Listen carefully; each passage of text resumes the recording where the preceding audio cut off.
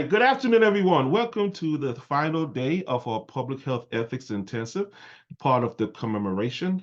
The first day of the commemoration was the healing ceremony, healing service, and basically that was for the family. Of course, we were invited, and so I went and shared on a panel. And so we're thankful to God for Mrs. Lilyhead, who is the president of Voices for Our Fathers.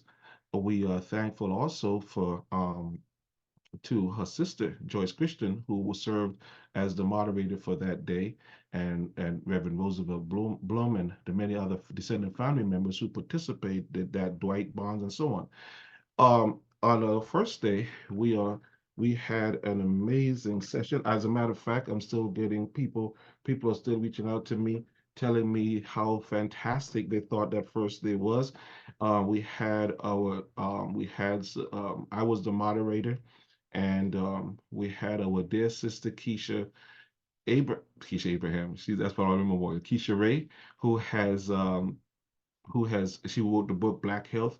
She's a wonderful, wonderful spirit. I just love how consistent she is with being a part of our discourse. And she presented last year, she presented this year. And as far as we're talking about Black bioethics, I want her to be a part of that conversation because she helps us measure ourselves. She's like a canon. She helps us measure ourselves. Because one thing we do not want to do, when I talk about Black bioethics, when I talk about the Tuskegee Report, I'm not referring to some intellectual project that comes off of the mind of David Hodge, as much as I'm talking about a conversation with other intellectuals so that we will not repeat the travesties of the past. Part of the danger of being an intellectual dictator is that we assume that we live in these spaces where only our opinions matter. But as much as we become interlocutors with other persons and have these balanced conversations, we actually are able to go. So we had Keisha Ray. She did an amazing job. And then, of course, we had Dr. Nathaniel Holmes, who did an amazing job as well. He did nothing, no less than what I expected him to do. He actually always do more than I expected him to do. So he did a masterful job. And as he was presenting, I'm thinking, I didn't even think of that. I mean, the stuff that he and I discussed in the past, I didn't even think about those things as he brought these things to the table in his presentation on Black bioethics and the Tuskegee Report. Um, then we had our I need to make sure I have that in the chat, but we had our third presenter, Kimberly Carr. Oh my God, that's embarrassing. Kimberly, please forgive me. She's her own minted PhD from Tuskegee University, and she presented on she married this notion of Black bioethics with agrarian ethics, and that was really, really special to hear how she did that. Because we always have conversations about food deserts and especially in public health, and for how to put it together the way she did and tying it to diseases like diabetes, hypertension, cardiovascular diseases, that was absolutely astounded. And then then we had a conversation where everybody was involved, and we had Dr. T.S. Harvey, who's an anthropologist from Vanderbilt, and he moderated that conversation.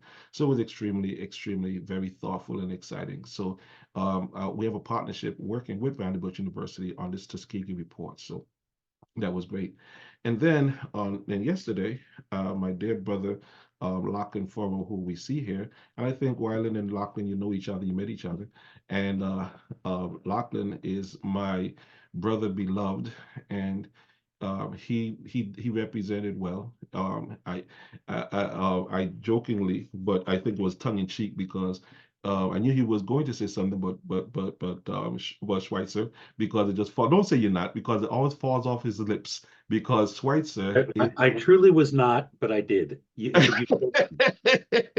So Schweitzer is just one of the most amazing philosophical theologians and musicians of the last couple of 100 years. So we just thank God that we have Lachlan, who is a resident expert on Schweitzer, to bring that, because I wanted to keep that conversation going, even as we bring the Albert Schweitzer Fellowship to Tuskegee University. We're working to make that happen. We're just trying to pull more pieces together from our team.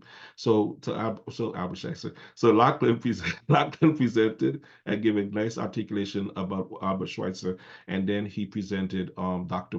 Paul Root Wolpe from Emory University Center for Ethics, and Dr. John Benger, also from Emory University Center for Ethics. And we had an amazing time. And then the final person to present, then we had Dr. Gwen Spence later, Dr. Gwen Spence, she used to be Dr. Gwen Spence, Dr. Gwen West, and she presented. So after our own dean, Dr. Prakash, and Dr. Coppinger, our professor of philosophy here at Tuskegee University. So we've had an amazing time. Today is our last day of PHEI, and I want to say first, before I introduce our next person, is that first of all, we appreciate everybody coming. We appreciate our relationship with the Center for Disease Control, the CDC, and Mr. Norman Hayes and Dr. Yamir for their constant support so that we could have these kind of experiences. They oversee a $1.6 million grant given to Tuskegee University to make the National Center flow and they've been doing it for 5 years. It's the end of the 5 year period. So we're thankful to them. We're thankful for the board of directors, those who are the board of directors and in general, Primer, where I serve on the board of directors there, and Dr. Ivy Tillman and Jory and all of the rest of that family. We're just thankful for them for being present and for promoting this. Now, also our colleagues at the Center for Ethics at Harvard, Dr. Rebecca Brendel Weintraub and Dr. Robert Trug and Dr. Lachlan Furrow, as well as those at Vanderbilt and the University of Texas. And now we're working on another conversation with that you, university. How do you pronounce it? Uh, Cal State LA with Dr. Kathy Cook. And so we have with us, one of the persons with us today who should be presenting later is attorney Shannon Shelley Tremblay, and she is one of our partners who've been working so strongly to put these things together. I also want to thank the persons who behind the scenes, like Mr. Kevin Lee, Miss Melinda Thorpe, and those who try to make this happen, along with a wonderful student worker too, Elijah James and Terry Lynn Williams. All right, now let's begin our conversation. Now, one of the person who's supposed to present today, Dr. Yatunde, she just had a medical emergency, so she can't be with us today. But the person that we have to present, they come with such strength and such power. So we are going to not concede any of the time, but we're going to push forward. So let me present to you first, Dr. Nathaniel Holmes, who will serve as a moderator, and the rest of us could skip in at chime in at different times if we have a point to make on this whole thing about body politics and LGBTQ community and so on and so forth. But Dr. Holmes received his bachelor's degree from Florida Memorial University. He's one of my first students to graduate from Florida Memorial University some 20 something years ago.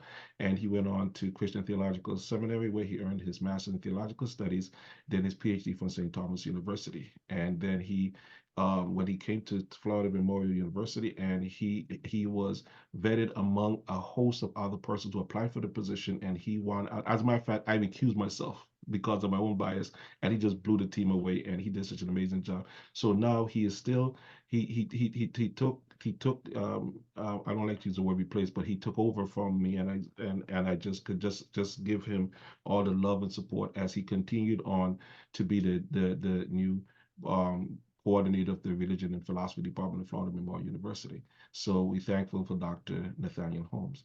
Dr. Wylin Wilson, I hate again to use the word replacement because I didn't replace her. She's irreplaceable because no one passes out candy the way she does. No, when I came to Tuskegee University and I heard what well, actually when I came, I met her as she was leaving and I was coming. So she was the associate director, and I looked over her. I had to go through all of the files and stuff. I said, "Oh my God!"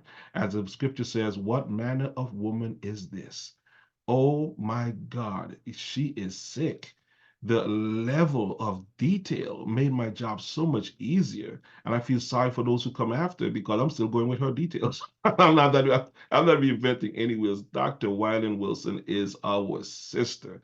I read her entire book from cover to cover, and I wrote a paper accentuating my devotion to that book that she wrote in terms of was it Black theology and economics, and it was powerful. So I read that. I read it from cover. I read every letter, every word in it. So anyway, Dr. Wylin Wilson left us, and with her husband, she went on to Boston, where she served up there in the Center for Bioethics at Harvard, and as a visiting scholar. And now she is with Patrick Smith, or their brother, at Duke University, in the divinity school there, doing. As a matter of fact, her book is coming out, Lachlan, on womanist bioethics, and I'm here struggling with black bioethics. So amen. So we remain conversation partners. So now I will recede, and I will let thank you so much for both of you and everyone else who's online. I recede, and Professor Holmes, the floor is yours. Thank you, Dr. Hodge, again for both having me on Tuesday and then suffering me again today, plugging me in. Certainly appreciate you. I always want to be grateful for you. We also simply, again, want to call the name of Dr. Pamela Ayo Yatunde. Just keep her in our thoughts, prayers, and meditation.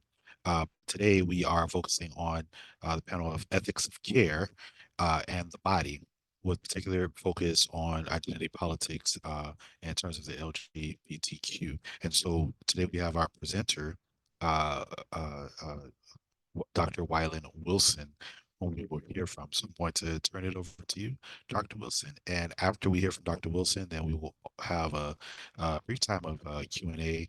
I also have just a little bit something to focus on, maybe some questions for Dr. Wilson to help kind of extend the conversation, but we will certainly be entertaining questions after Dr. Wilson is finished. So Dr. Wilson, please take it away. We are anticipating your presentation. Thank you so much, Dr. Holmes. I so appreciate it. And thank you, my dear brother, Dr. Hodge, for the invitation. It is truly, truly, truly, it brings me such joy to be here and to just have a conversation with my dear colleagues. I am so appreciative. So in our discussion today, we will be talking about when it comes to ethics of care and the body, politics of identity. We're going to be discussing, what are the issues, right? And how should we support our sexually marginalized persons? Now, throughout this discussion, I'll be using sexually marginalized individuals interchangeably with LGBTQ individuals. So may I share my screen? I'm so sorry, I forgot to do that. Let me get that up here. Okay, there we go. Dr. Holmes, can you see that? Okay, fantastic. All right, okay. So I am guided by some objectives here in our discussion. So what I'll be doing is I'll be discussing the complex and compounded vulnerabilities faced by sexually minoritized individuals in the United States. And then we'll also talk about how the appropriate means and ends of healthcare should relate to the respect of dignity of patients and persons in their fullness, the fullness of their identity. And then I want to make sure that we discuss implications within clinical care and within society broadly of the historical connection that has been made between moral judgments and difference. So just what are the issues? A paramount issue is whether or not we are meeting the needs of vulnerable populations within society, particularly individuals who are minoritized because of their sexual identity and thus often encounter problems in access to quality care due to stigma, bias, and complex and compounded vulnerabilities. And one of the questions that ethicists such as myself, one of the questions that we deal with is, what do we owe one another as moral agents within a moral community? What claims do we have on one another? And this question is important because often we fall short. We don't live up to the expectations, to the commitments, the obligations that we have toward those with whom we are in relationship to. And so we ask these questions about our claims upon one another because it helps us to see where we are being faithful or unfaithful to what is required of us as members of moral community. Now, what is this moral community? What am I talking about? What do I mean by that? Well, a moral community is defined as people who are integrated by virtue of shared values, shared understandings, and meanings that guide their common life together. And the foremost of these shared values and understandings are living according to particular ethical convictions. And we have ethical connections to those in our moral community through the demands of justice, through a sense of obligation, and the recognized bonds of intimacy and compassion. And there are particular ethical obligations to those who are responsible, to those to whom we're responsible to by virtue of our specific role in that community. For instance, we'll take, for example, those in the role of healthcare practitioners, public health professionals, right? So moving here, we'll talk about clinicians because we're talking about these roles of individuals and their responsibilities within our moral community. And when I talk about moral community, I'm talking about broadly the United States, right?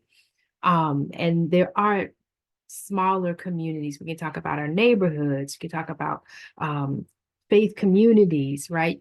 We can talk about institutions like healthcare institutions. So I will be talking very much broadly, but then also we will hone in on particular examples and instances, say within healthcare and public health. So clinicians and those within caring professions must continually address the question of, what ought I to do? What are my obligations to those I am responsible to?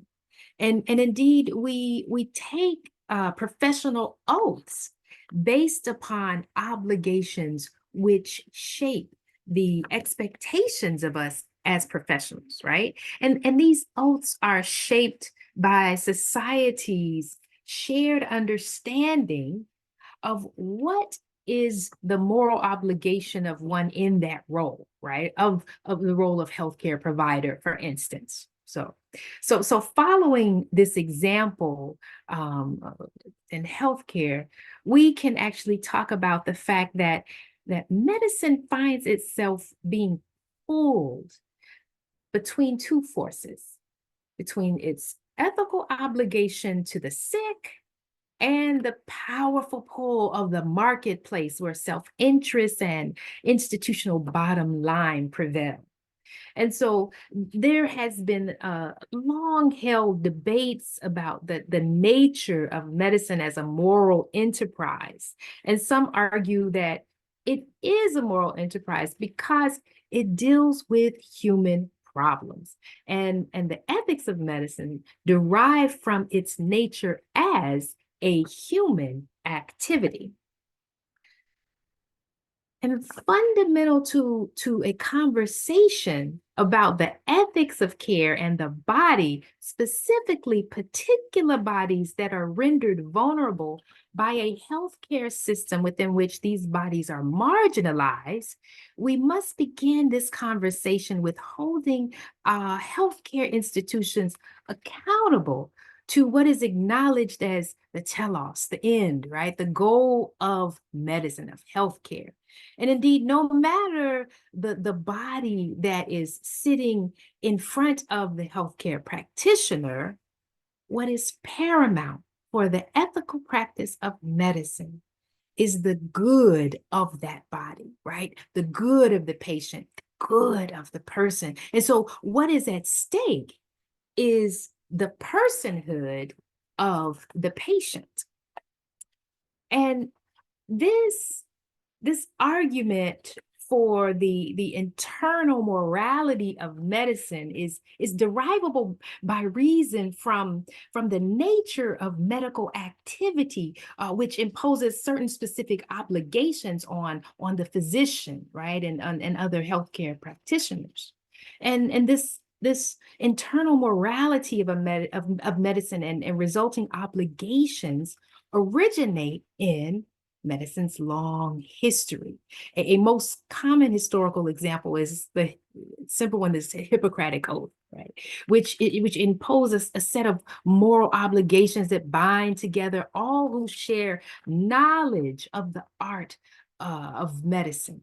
And the explicit moral precepts shared by the Hippocratic medical community have become the ethical ideas shared by clinicians in subsequent ages and in many different cultures, right? And so the ethical obligations of healthcare practitioners and public health professionals then as moral agents means taking into consideration the complex and compounded vulnerability of populations as we strive to meet the demands of justice in ensuring optimal, accessible, and quality health care. So let's talk a bit about vulnerability. So there are complex health-related issues that LGBTQ patients deal with, which are often ignored in the training of healthcare professionals. For instance, LGBTQ patients tend to be more isolated, have higher rates of chronic diseases like diabetes and high blood pressure, and have increased risk of suicide, substance abuse, and unaddressed domestic violence.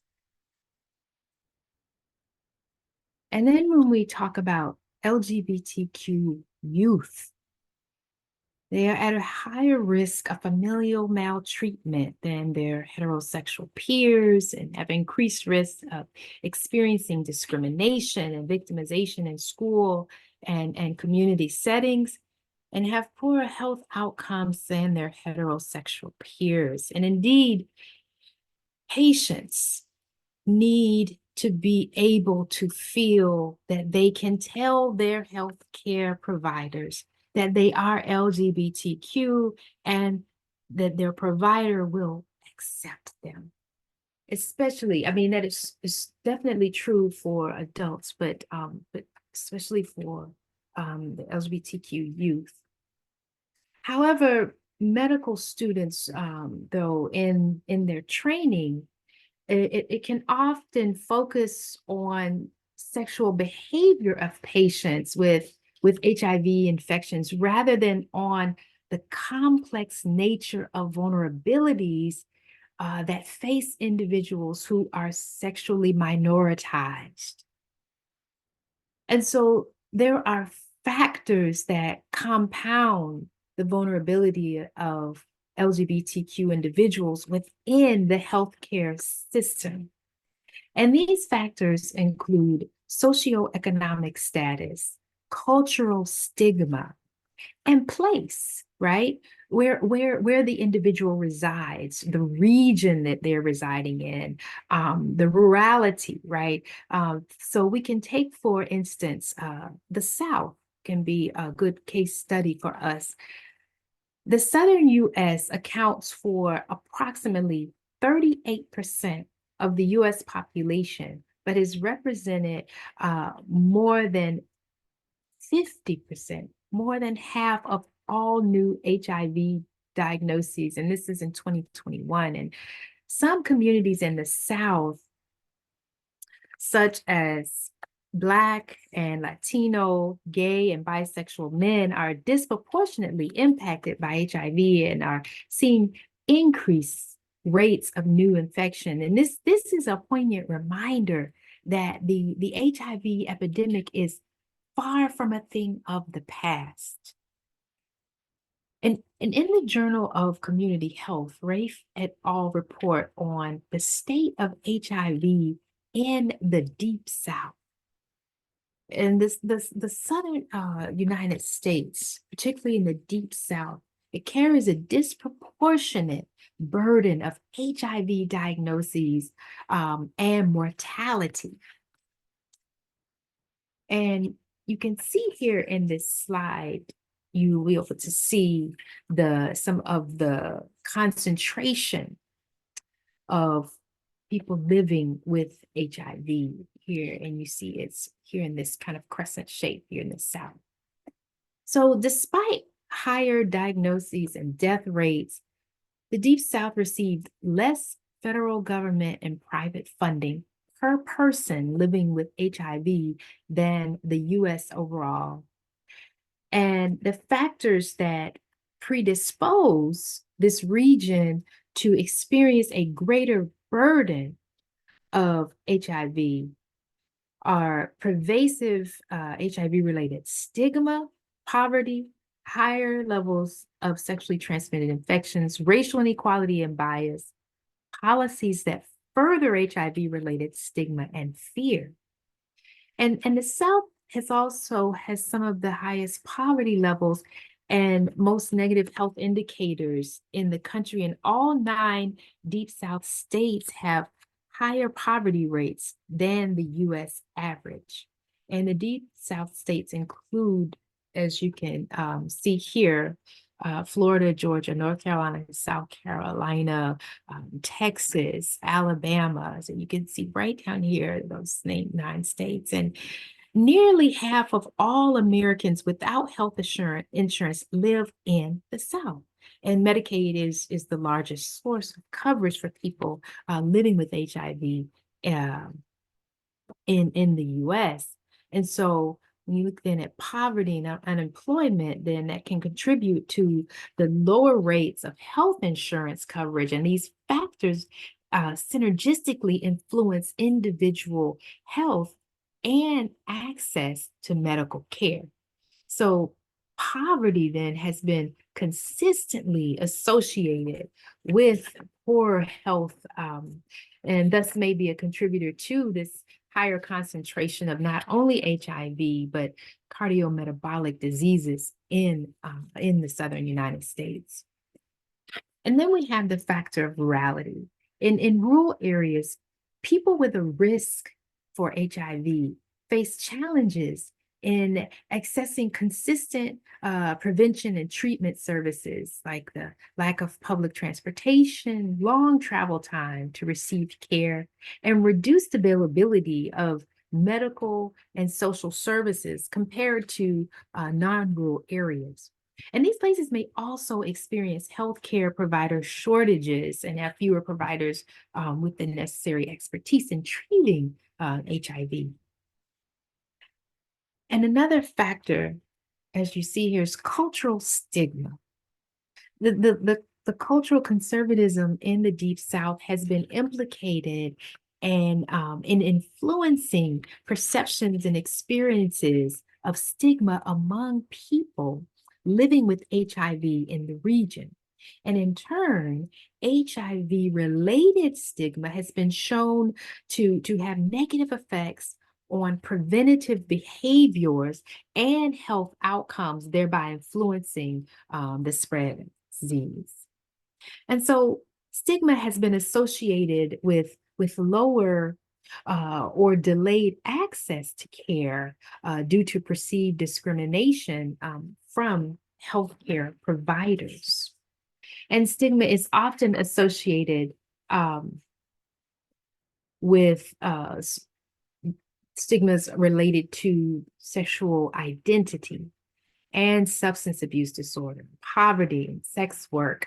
And so what this does is it can limit people's willingness to disclose their HIV status or can prevent them from seeking the testing and care and preventative services that are needed. And lastly, some of the Southern laws and policies have been implicated in fostering the spread of HIV. For example, historically, most deep Southern states have had abstinence-based sex education, which has been shown to be ineffective in STI prevention. And additionally, the prosecution of individuals for actions like spitting or biting that posed negligible to no risk of the transmission of these laws fueled stigma by perpetuating myths about how HIV was transmitted, further marginalizing populations extremely high risk for acquiring HIV. And so you see here how with this list here, all of these vulnerabilities, all of these are compounded, as you see when you look at the place, when you look at identity, that compounds the level of vulnerability that an individual experiences. So then what shall we do, right? So the American College of Physicians has recommendations for addressing LGBTQ health disparities.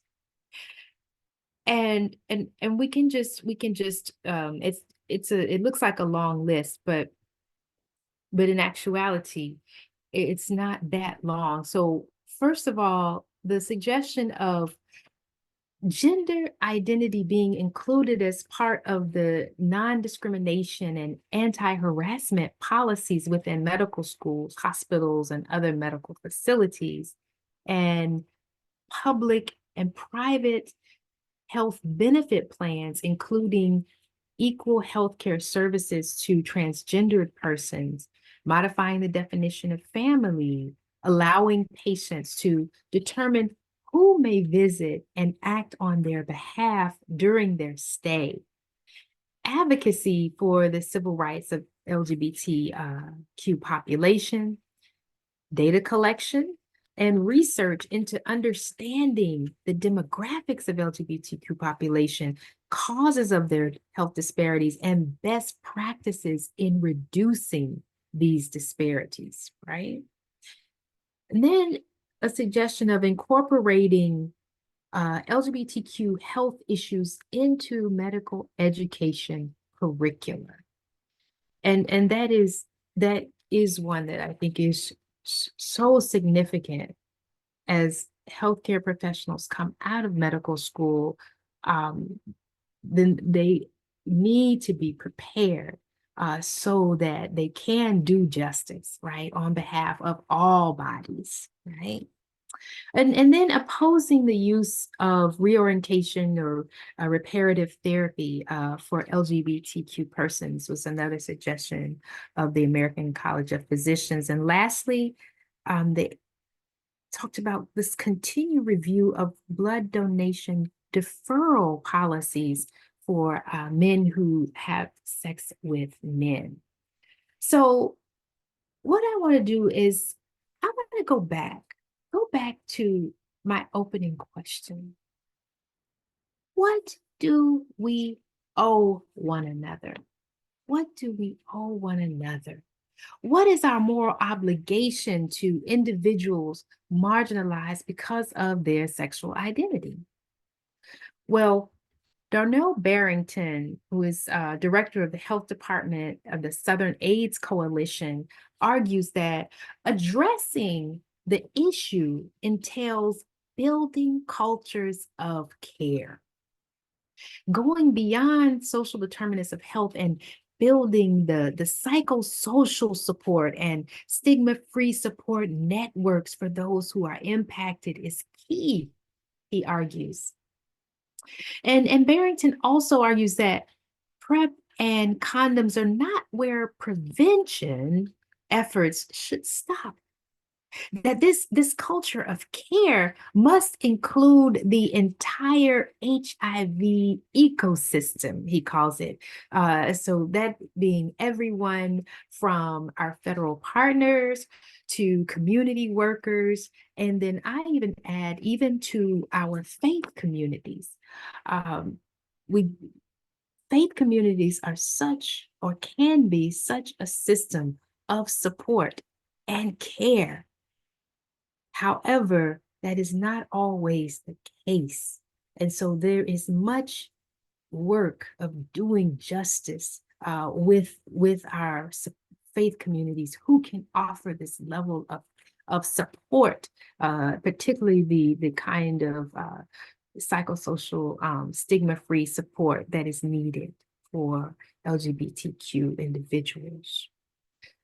But he's saying, so in this HIV ecosystem, everyone has a responsibility in applying a culture of care so that every person living with HIV is taken care of.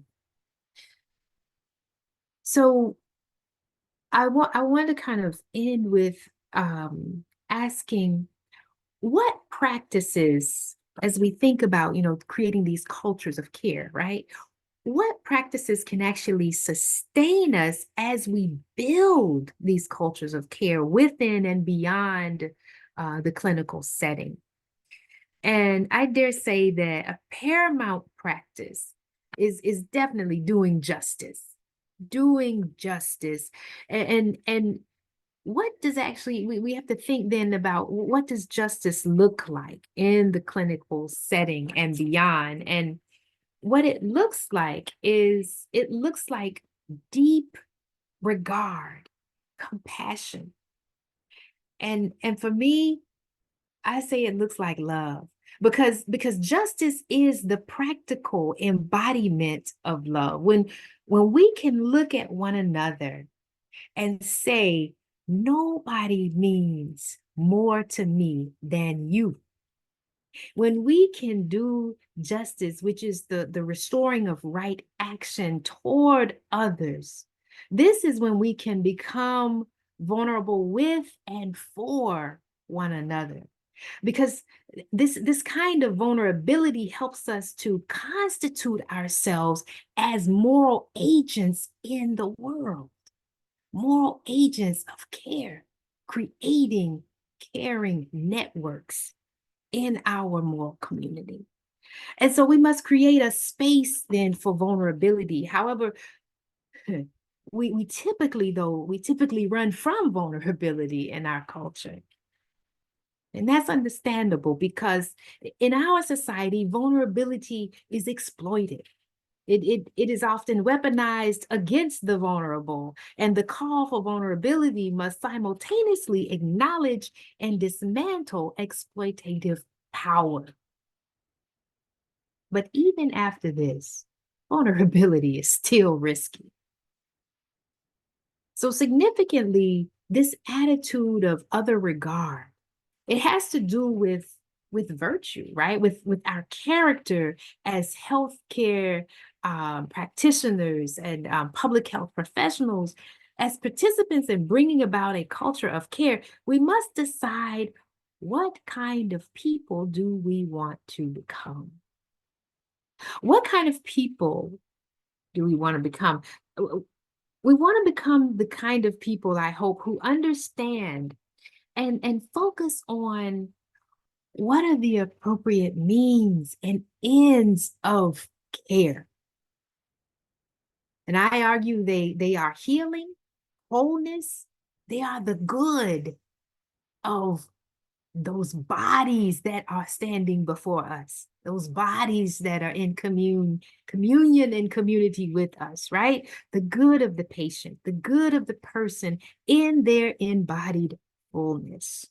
And so if health has to do with wholeness and healing, does that not also include dignity and respect of the patient in their embodied fullness, in their embodied difference? So when we talk about difference, I think it's really important here to look at the very real instance of how historically people have connected moral judgments with difference, right? Historically, people have connected difference with deviance. And so we must be aware of the danger that this holds for the patient, right? With healthcare practitioners. And we must make this connection within clinical care. And when society makes this connection, this dangerous connection with respect to sexually minoritized individuals, it's very dangerous. And it leads us off of the path of doing justice. It leads us away from looking at one another and saying, nobody cares. Nobody means more to me than you do. So regardless of the minoritized difference related to sexual identity of the patient or of the person, we must remain committed to the healing, wholeness, the good of the patient, the good of the person in the fullness of their embodied selves. Thank you.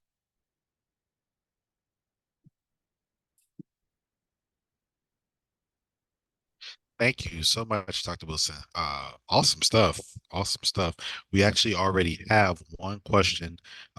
We certainly comment on a question, and I want to pose that to you. But I want to remind everybody that we will be taking some Q&A. So please drop your questions into the Q&A chat, and then we will get access to that, and then we will be exploring each question and or comment as much as we possibly can.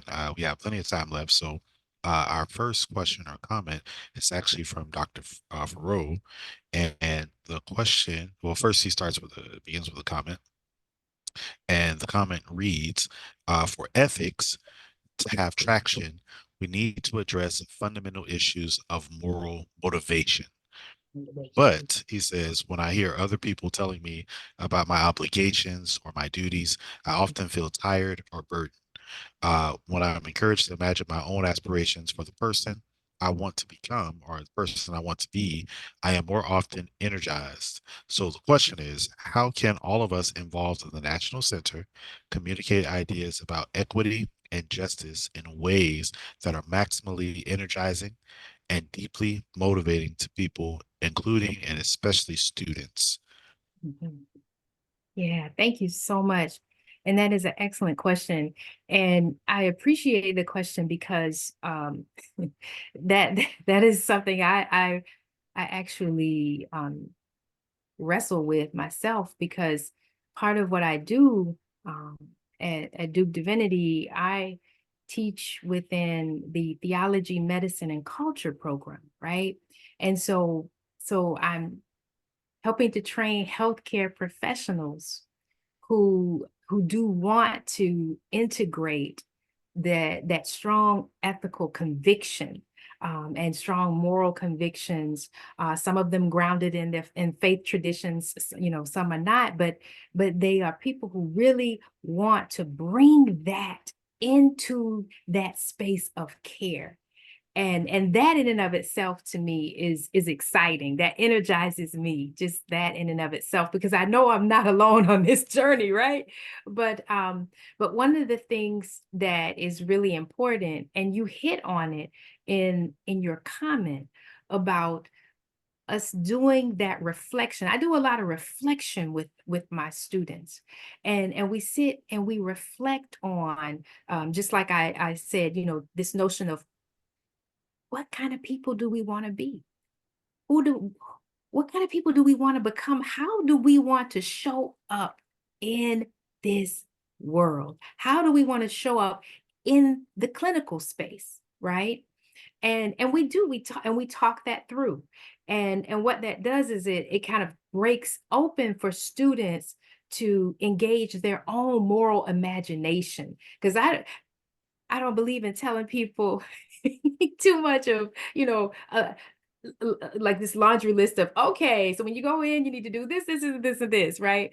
Um, but I wanted to give the recommendations that I gave earlier, because a lot of times people, particularly my students who are in the healthcare field, they do want something practical. So they're like, hey, I need some recommendation, give me something. So I will give that. But to me, the most generative work, and I think um the most beautiful, authentic work that is so life-giving is when we do the reflection, when they are engaging their own moral imagination around these questions of, how are we going to, show up for one another, with one another? How do we do the moral work, right, of communion, right? I know intimacy is not a word that is used in professional spaces, but intimacy is an important notion, even in professional spaces, because intimacy is communing, right? Communing with others. And so being in communion with one another, we have to engage our moral imaginations. We have to be morally courageous, right? And talk through, what does it mean? What does it look like for me to actually do justice? What does a right relationship look like in our Center for Bioethics, right? And I think the Bioethics Center is a perfect place for that, because that it has a history of wrestling with righting wrongs, right? So yeah, dealing with, righting these historical wrongs. So I think it's very important. It's so generative and just a beautiful space for that to take place. Yeah. Dr. Furrow, did you want to expand on your question or No, comment? I actually, Wylin or Dr. Wilson, I put my question in at the beginning of your talk, and then I just loved it. I love it when you're ahead of me, where your last slides were about what kind of people do we want to become, right? So as often you're ahead of me. I'll just add one comment. Um, uh, for years, a long time ago, I was responsible for all medical ethics curriculum for Harvard Medical School. And then reflecting on my own experience as a medical student and since, and talking with a lot of our students, what had impact on them and their moral development, it essentially had nothing to do with the content that we were doing in the medical ethics courses. By far the most powerful thing, this connects with imagination, moral imagination, but I want to make it more concrete. By far the most powerful thing for me and for other medical students was when they saw a doctor with a patient, and they were in awe of that doctor and said, I want to become more like that doctor, right? So what they aspired to in terms of who, or we aspire to, who we want to become, often isn't imagination. It's actually seeing what we want to become. We see examples, and then the work of imagination, because there is work of imagination, is because I know I'm not like that doctor today, but I would give anything. I yearn one day to be like that other human being, including the way they connect intimately or empathically with the patient, and the way the patient and the doctor are so soulful together. Mm-hmm. Right. I want to experience and be that myself. And then what I need help is imagining myself. Like, how do I become Mm-hmm. more like that? Yes. No, you're on point there. We have a program that we do with our our pre-med students, and they go into the hospital and they do a lot of shadowing in the hospital. They shadow doctors and whatnot, but we also have them shadow the janitors in the hospital. And it is such a powerful experience for the students, because what they are realizing is that this culture of care takes place at various levels in the clinical setting. And it's just so powerful for them to see. And it's funny, they will talk about, the doctors that they want to be like, but then at the same time they'll say, but I also want to be like that janitor we met, because of what that janitor did. The way it wasn't the job of the janitor to come and check on the patients and to comfort and talk to the patient, but they really witnessed some levels of care that were going on, that they thought, oh my goodness, I yeah, I want to model that too. So you're right. Thank you. That is totally on point, and it's so important. And I want to thank you for the comment and the concrete experience of how it really works, of the pre-med students meeting the janitors, or those people.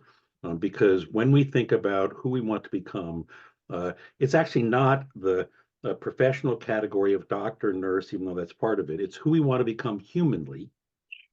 And almost every doctor that I know, when they actually think about who's been the greatest, their greatest source of inspiration, it's Mhm. been the courage of their patients, the humanity of their patients. Um, Mhm. and I think one of the most powerful things our sister Lily Head has done is tell all of us about her father, Freddie Lee Tyson.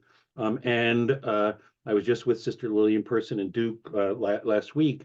Um, I would love to become more, Mm. as a father, Mm. like Freddie Lee Tyson. So we think of the 625 men in the US Public Health Service study of untreated syphilis. We think of those 625 men as victims, which Mhm. is true, but Mhm. that actually is insulting to them when that's all we talk about them, because in fact, their humanity, their caring, their love, their parenthood, which is why our sister Lily is who she is today. Yeah, We find that everywhere, not just in the professionals. that's right. Yes. Yes. Thank you. Thank you both. There is another question we have from Alex Crosby. Uh, will you say more, Dr. Wilson, about the role of cultural humility and the role it plays with engaging diverse communities, including the LGBTQ plus communities? Yeah, thank you so much. That is a very important practice, and we we as we say, preach the gospel of cultural humility with our students, because what we realize, and what the students also realize, the ones who are either have already been engaged in care or in residency or whatnot, um, they're realizing that the way they go into a place, right? The assumptions they make, what they bring in with them, um, how they go in, the level of openness to what they can learn from others, that is just profound. It has been very profound for students, and it is really helps students to understand that oftentimes they're being schooled, right? They're being schooled by by the patients. They are getting another type of education in that setting, in the clinical, whether it's the clinical setting, and so the the the humility, particularly the cultural humility of coming in and being open to the fact that, yes, someone else is the teacher, I am the student. and I am here to learn. I have so much to learn. And so it just really, it has a profound impact on our moral development and on our ability to do justice to one another in our community, right? In our coming together. So it's extremely important as we are working with, caring for, and working on behalf of LGBTQ populations who are marginalized. And it's very interesting because they're not just marginalized as you already know on this in this Zoom meeting. They're not just marginalized in the field of healthcare, but in various institutions throughout society. So yeah, so it is important, that notion of cultural humility, extremely important. Yes. Thank you. And speaking of that, I actually have a question myself that I want to engage with because you mentioned in your presentation that there are certain ethical convictions, that we must display if we're going to continue to build these cultures of care. And I wanted to know, were there certain ethical convictions, that will supersede other ethical convictions?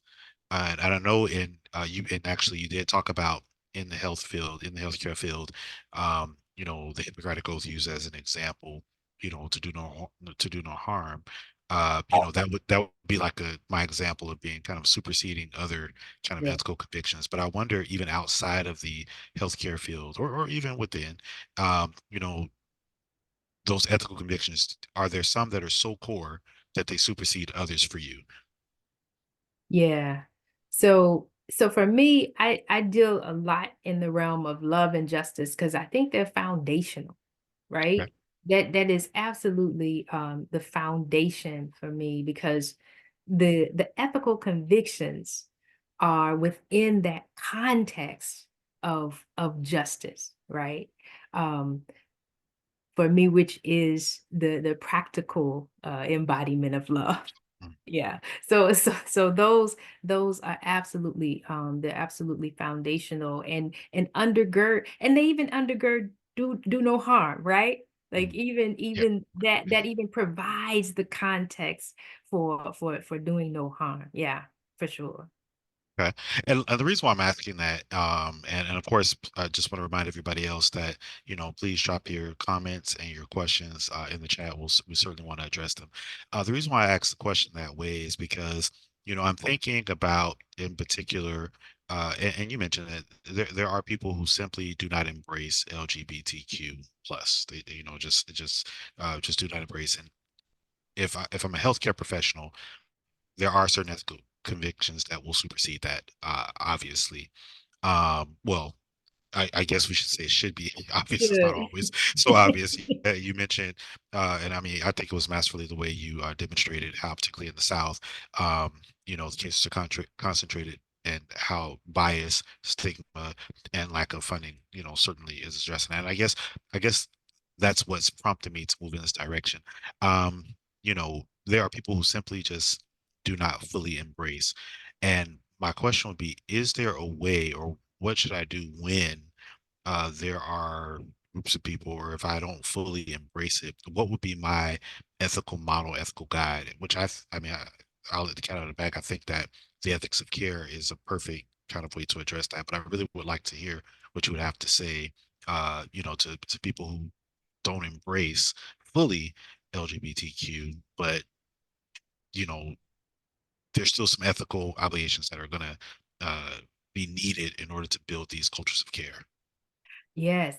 So this conversation is one that I have with students because of course, Duke Divin is in the deep South. We are here in the thick of it. And a lot of our students come from very, very, very, very conservative areas, and they wrestle with that as well. And so they will ask this question of, wait a minute, how do I care for someone with whom I disagree with, you know, their choices. I disagree with, you know, what they're doing and how they're living and all of that. And you know, it's an interesting thing for me. I say, okay, well, I think the foundational question here is, what is the telos of healthcare? What's the telos of care, right? Like, what is the end? If the end is healing and wholeness for that individual, that is what the focus is, right? Because let's be real. If that person comes in, like most of the times when someone comes into your office or you meet someone, you know very little about that person. You don't know what they're doing in the privacy of their own home. You don't know about the relationships they have, right? And so you interact with them, and if it's a clinical setting, you care for them, right? Without having to ask, so what are you doing in your private time? And what do you know? And so for me, if we can do that on a daily basis, right? We can do that in a case where, okay, fine, yeah, you may not be in agreement with what the person is doing and how they're living their life. You're not in agreement with the relationships they have and whatnot, but it just really boils down to, what is your moral obligation? I mean, truly, as a healthcare provider, as a clinician, my Lord, what should you be doing? You know what I'm saying? And I think that wins out. I really do. I think that what you understand as your responsibility as a person providing care for someone, I feel like that wins out. Right. Thank you. And actually, in line with that, we have another question. This time from an anonymous attendee. The level of empathy is not the same between people or professionals. So the question is, how do you train empathy in others who don't see through the same lenses? Yeah, now that is a good question. Mm, And that's an interesting thing, because I don't think of empathy in a way of, like, you know, I have to train people in empathy. What I think of immediately when it comes to empathy, I think of proximity, because proximity and narratives, right? Because what happens when a person starts telling you their story? There is something that breaks open. There is something about narrative. There's something about when we really and truly are proximal, right? And we are sharing ourselves. For me, stories, when someone shares their story, it's almost sacred ground. It really is, right? Because people are sharing literally so much of who we are is wrapped up in our story, in our narrative, right? About where I've been, where I come from, where I've been, where I want to go, but where I'm actually going. You know, so much of our experience of what shapes us, influences us, what forms us is wrapped up in that. Yes, some of what culture inscribes on us is also wrapped up in that narrative. But yeah, empathy comes from proximity, when we actually are in those spaces. And I challenge my students all the time. I say, okay, how many of you are actually in the proximity of folk who are really different than you are? Because most of the times, most of us are in spaces, professionally, even in our communities, even if you go to the gym, whatever you do, we are most of the time in spaces with people that are a lot like us demographically, right?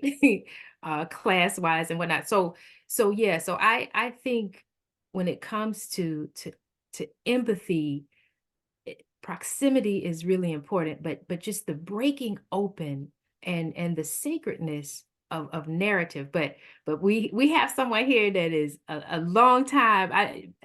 You have got to speak to this. my brother, because you have for a long time trained in medical professionals, so I know that you can speak to this.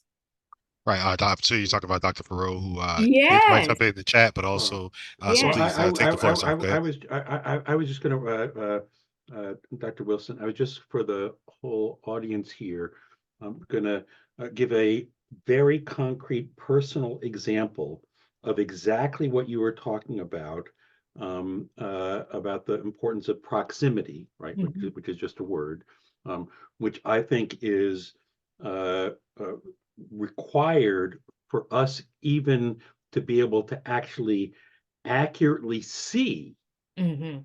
another human being, Yes.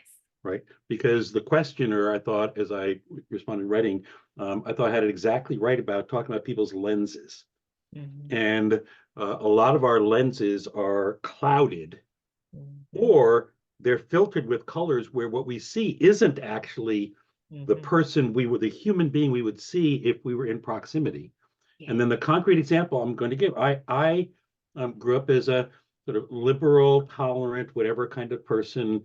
This is decades ago, including intellectually about people we then referred to as homosexuals, male homosexuals. Mhm. But that was kind of abstract in my head. And then I was a primary care doctor in the late 1980s, the peak AIDS epidemic, when we did not have effective treatments. And my hospital was a real pioneer in welcoming gay men and their partners into our hospital. They did not feel welcome a lot of other places. Yep. And it was in caring for men with advanced AIDS for whom I had no effective biological treatment and Mhm. their partners. Mhm. I watched and the relationship between my patients, and they're multiple, with AIDS, including they're going to be dying, Yes. and the partner who was always there for them. I looked at that and I started, took me a little while to see. I said, this is when it was illegal for them to even actually be partners or be married. This is like a long time ago. And I looked, and what I could see only through their proximity was love, Yeah. unconditional commitment, love between those two men um, that actually exceeded anything I had ever witnessed. I was brought up Episcopalian as Christian marriage. Mhm. Christian marriage was a man and a woman united by love and complete devotion to each other. And I'd seen wonderful heterosexual Christian married couples. I never in my life saw love Mhm. that I was taught was the model of heterosexual Christian relationships as powerfully and purely expressed as I saw between those gay couples dealing with that adversity. And if I hadn't been proximate to them, in the room with them and watching and seeing, Yeah. I don't think I could ever have learned or understood that. Wow. Amazing. Thank you, Dr. Farrow. Thank you. See, see, we live on the wisdom of the elders. So true. So true. So true. And again, we're just rolling along. Just want to remind everybody that, if you have a question, please drop it into the chat and Yeah, we'll certainly read it aloud and address it. And Dr. Hodge, you would like to chime in, sir? I want to give a counter narrative to Lachlan's. I was raised in the Virgin Islands, Mhm. where homosexuality is not just criminal or sin or hideous and a whole lot of other words, but I was raised as a homophobe. And my Mhm. father was extremely homophobic. I was raised in a community where, um, and because it was much smaller, it was more visible, where, of course, we had in each community, there was at least one gay man who was very respected. And of course, there was some derogatory stuff, but he was there. Yeah. But that, as a matter of fact, my godfather was a gay man, and so we had that. Now, my father was extremely. Now he's not a he's not a, he won't go out and do violence to somebody, but he would speak violently to Mhm. what he would do to somebody who's gay. And so that was also bothersome. So I went to school as a homophobe, and um, and went to American Baptist College where John Lewis went, with Dr. Regan's Irwin and all of them. And it was and there homosexuality was, I mean, it was extremely negative. And so I saw the reason, why am I going to defend these non-humans? They're not even humans, right? Black theology at that point was just an emerging voice and didn't speak Yeah. um, to that particular community. That didn't come until the blue volume, right? Volume two, the green volume two. So that was a struggle, because churches, we it's always interesting to me that um, that the musician, the organist can be gay, but the Mhm. Sunday school teacher couldn't. The Right. pastor can be a whore, but the Sunday school teacher couldn't be a gay or a lesbian. So that was intriguing to me. So that was interesting conflict. So when I went to it, it was to this proximity thing. When I was at Phillips Graduate Seminary, I spoke up somewhere about something about liberation, Mm. and the professor heard it, and she came to me and she said, "David, I'd like for you to speak at my church." And I said, "Okay, I can't not speak at her church. I'm a preacher." Lachlan, she was pastoring a gay and lesbian predominant church. And because there were no place for them to go to worship and serve God. So she created that, Dr. Penrose. So I said, okay. So we were terrified. My wife and I and little David were terrified. And when we got to that church, and it was a fast growing church, but it had a lot of funerals because it was during the period of HIV and AIDS. So when we got there, this this they asked if they could take my son to the daycare, to the nursery, and we were terrified. Wow. Oh my God, they're going to gaify David. We were looking at each other like, what? They're going to gaify him. And so, but I had to go preach. I had time to do that. I said, you deal with the gaification of our son. I'm going to go up there. So I went and I preached. And afterwards, there's a huge celebration. And the folk came up and they were congratulating me the way the people do. And this one beautiful, very attractive lesbian young lady. She kissed me on my cheek. She said, "Thank you for such an affirming message." I said, "Oh my God, what did I do? What did I say to affirm this sin?" And she kissed me on my cheek, and I felt the kiss for like a long time after, like months, years. I felt that kiss. That's how homophobic I was. And then this young man came up to me with tears in his eyes. And he affirmed and thanked me for the message. And then he said something, Lachlan, almost to your experience. He was looking very sad, and the pastor said he just lost his partner. Mm. And right then, here's where empathy comes in. I didn't understand homosexuality or gay and lesbianism, but I did understand losing someone that you loved.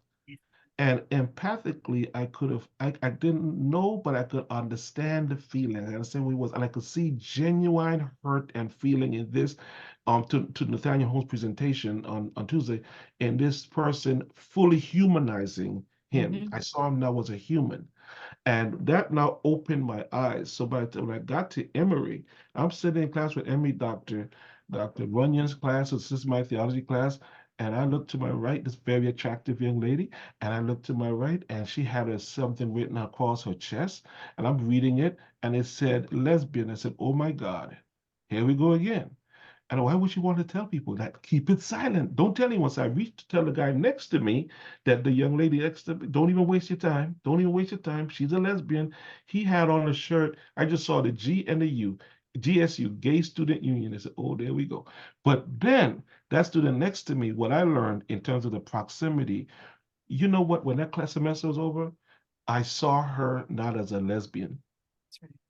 not as gay, but I saw her as being fully human, very thoughtful, very creative and imaginative, and perhaps the second most brilliant student in their classroom. So that is my narrative on Yeah. this, that we have to find ways, and Lachlan asked a question in terms of, it was actually, I think, what directed to me, like, how do you promote empathy how does empathy work? And Lachlan, part of it is to get people to be in conversation with one another. I would have never been in conversation with Lachlan Furrow, Bob True, Rebecca Brendel, had we not had this conversation that I think have been a blessing to both communities and the world, because we came into proximity to each other. Remember, from our campus at Tuskegee University is a gentleman by the name of Ralph Ellison who wrote a book called The Invisible Man. And we must ask the question, how do you see those people who we walk over and cross every day? In Just a Sister Way, Renita Weems says this in her book, Just a Sister Way. She said when she goes to a hotel, she said she's always cautious to tell those persons who clean her rooms to give them some conversation, some gratitude. And I do the same thing with my children. I said, if there's one person you should always see, is those persons who clean up after you, because they are invisible and they're made to feel invisible. And this is one way to, in terms of putting forth empathy. Lachlan, you have your hand up. You're reminding me, just in concrete and proximity that you were talking about with Tuskegee and Harvard colleagues was 1,000 miles away physically, but it was on regular, what became family meetings on Zoom.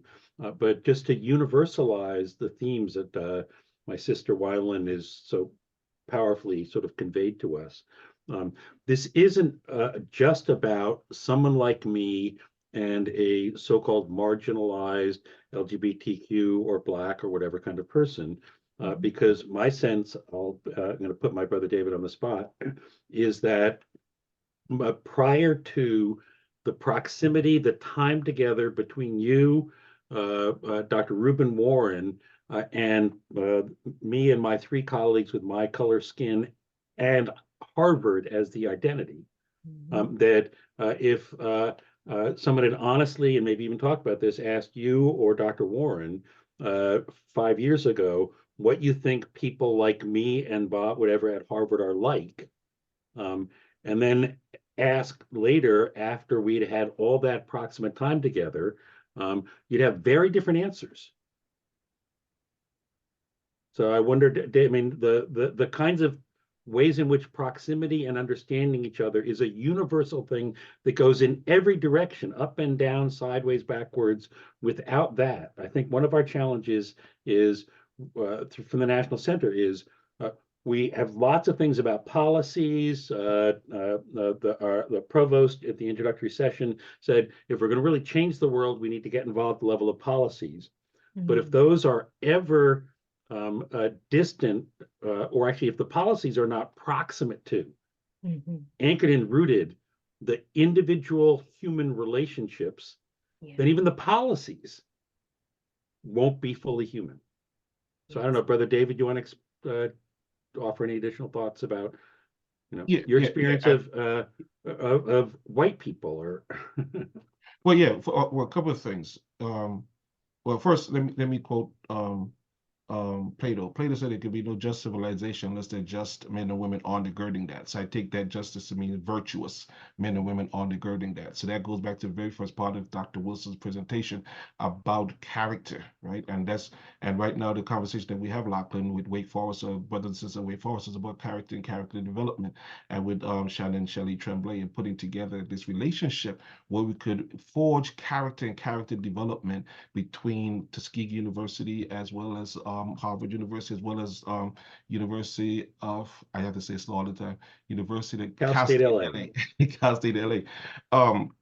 Why? One of the things, we're back to the old folks. One of the things that Aristotle says is find people of good character or virtuous persons and practice.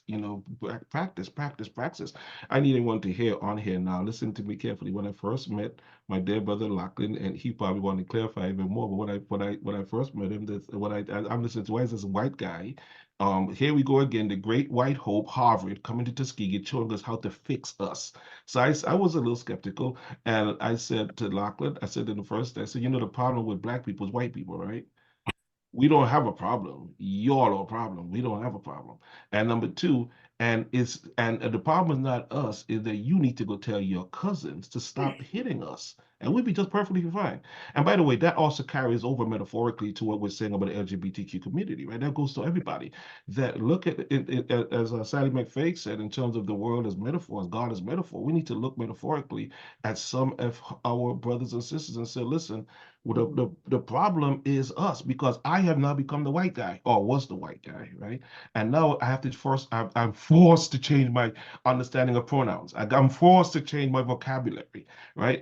That's going to kill me to force to change myself and and that kind of stuff. So now, to directly say this, Lachlan. So yes, the challenge is before us about what would the case have be like if it wasn't, but it has been, right? We cannot divorce ourselves from this experience. It has been. The question then becomes, how do we foster more of these corporate and collaborative relationships with other venues, right? So that we're down here with like you said, 1,000 miles away, Tuskegee with Harvard, but also with South Berwick community in Maine. That's our sister city. So now, how do we foster relationship between where Wylin Wilson is right now up at Duke, but not necessarily with Tuskegee, but with Payne College or some other HBCU school or something, and to have these relationships, because there has to be an exchange of ideas. One of the things that COVID has taught us, blessed us with, is that, you know what, we could have meaningful, if not the best, but meaningful conversations like this through Zoom. And so Lachlan, God bless him, so are putting together a Bioethics Honors Program that is on the continent of Africa. And I said that when we put it together, we'll have these students to come listen to my Western patriarchal mentality. We're going to have those students in Africa, right? They're going to come on to Zoom, and they're going to help as we teach them bioethics. Lachlan said, hold on, my brother. How about they teaching us something? Yeah, I say yeah. that's right, because I intrinsically believe that Africa and Asia and other places need to send missionaries to America. We need to hear about the gospel from somebody else, because we got it all jacked up. So Yes. Lachlan was 100% right. So I stepped back and paused and said, my wording was absolutely incorrect. We need to have dialogue rather than these monological conversations in which we continue to perpetuate harm, because we make the patriarchal assumption that only our opinions matter. And when we do this, not only are we misogynistic, not only are we segregationist and discriminatory, but we continue to foster particular thoughts against the LGBT community, even the ones we say that we're trying to bless. So I hope that was helpful response. I can't, Yes, thank you, Doctor. if I can, I can't resist adding to my brother David something he's heard me say, other people have often. Where we've stopped talking about the third world, but now we talk about resource poor settings, Mm-hmm. right? Right. Now, which is the other places, like not us. And I observed from the lots of time I've spent in Africa, my experience is the characteristics of the human beings that I've gotten to know in proximity in these so-called resource poor settings. What's the universal characteristic of them? How incredible resourceful they are. Yeah. And yet we call them resource poor settings. In fact, they are far more resourceful than almost anybody I know around my so-called resource rich kind of place. So we have all these ideas about each other. That's right. Because we aren't proximate and really know each other. That's right. And I want to thank you both for sharing your stories about not just the proximity, but then the narrative that the person shared with you, right? So when you said the young man came up to you and told you about his partner who had died, and you were able to, there is so much power in hearing other stories, because that really is, I think it's a really good tool, a pedagogical tool as well. I use it a lot, even in my classes. I really enjoy having people to share their stories, because all the students are always very surprised to find out, oh, oh, I didn't know this person was LGBTQ, but that they respected them so much. And that, so yeah, thank you all for sharing that, because that is, I think it's something that would be so helpful for us as we continue um in the academy and beyond. Yeah. So I want to take the time to interject because we're actually over time. So I want to be a good moderator, make sure that we end properly so we can have our break as we move into the next section on bioethics and education. Um, but I also want to read, there was another um, comment in the Q&A that I think will sum it up nicely, also dealing with proximity. An anonymous attendee said, someone I know, excuse me, is a devoted Christian who had a wonderful gay friend who helped him survive bullying in high school. So you are indeed correct. Proximity and life experiences help us see ourselves in others, regardless of nationality, ethnicity, etc. So thank you all. Thank you, Dr. Wylin Wilson, for your wonderful presentation. Thank you, Dr. Farrell, It was for a your big wonderful pleasure. insights. And thank you, Dr. Hodge, again, for just not putting this together and allowing me also to be your moderator. So thank you all and have a great afternoon. So Dr. Hodge, turning it back over to you for further instructions. Thank you so much. Before we take just a couple minutes break to shift over, we just want to remind you that this course is being offered the entire week is for CME and CEU credits, and when you sign up, you will have an opportunity there to stay in there, so that at the end of the session, you will receive. There's first of all, there's a survey test that you need, evaluation that you need to do, but then at the end of that, you receive a certificate. I want to thank my dear sister Wylin Wilson. I hope you can stick around if you have a few minutes with the next group that's coming along, because this next the three persons are very near and dear to the National Center, as I will introduce them in a minute. But we want to thank you, Dr. Wilson. And listen, everybody, Dr. Wilson has a book coming out called Womanist Bioethics.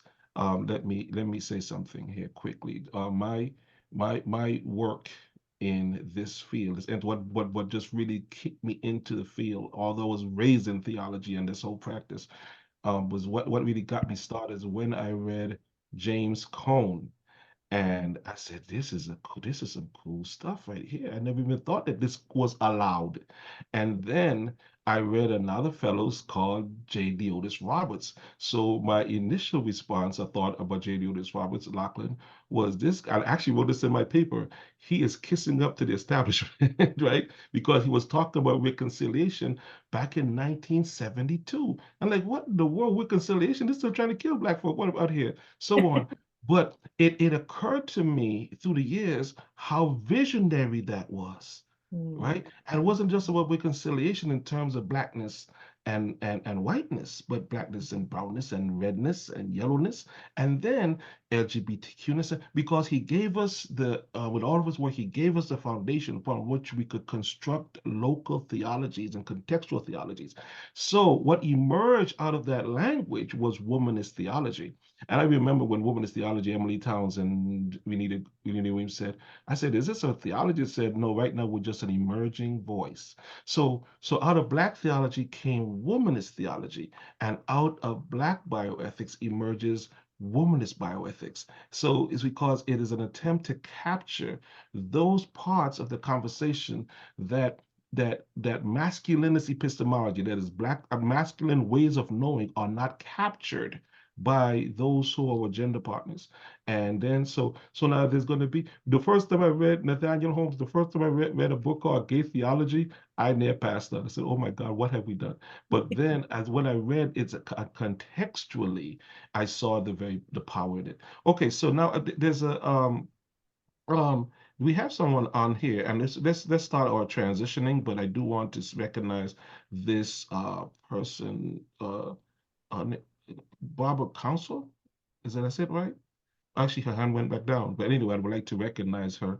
But let's just take one moment to reorient ourselves, just one moment to reorient ourselves as we prepare for the next group of presenters.